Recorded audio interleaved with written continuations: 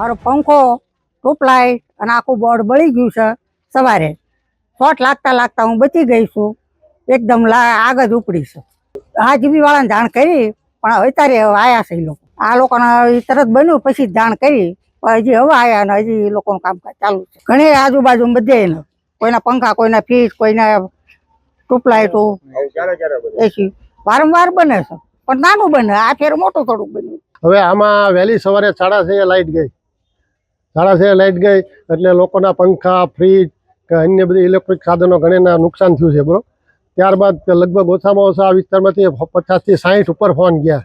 પણ આ લોકો સાંભળતા નથી પછી એમાંથી લગભગ 20 થી 25 લોકોનું ટોળું જીબી ઓફિસે ગયા બરોબર એજ્યુકેટેડ ડેપ્યુટી એન્જિનિયર બામણિયા સાહેબ એને રૂબરૂ મળ્યા ત્યાર પછી લોકો એમાં સર્વે કરવા આવી છે અને અત્યારે એ લોકો આવ્યા છે બરાબર અને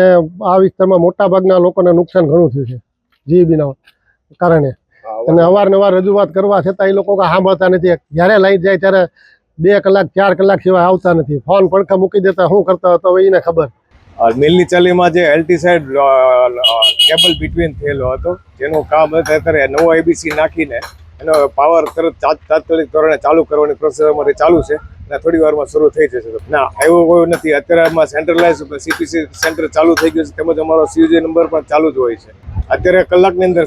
પ્રશ્ન સોર્ટ આઉટ થઈ જશે એમાં અત્યારે ઈએલસીબીનો ઉપયોગ કરવો જરૂરી છે કારણ કે આ વસ્તુ આકસ્મિક બનતી હોય છે એમાં ઈએલસીબી તમે વાપરશો તો એ વસ્તુ ઉડવાના પ્રશ્ન સોર્ટ આઉટ થઈ શકશે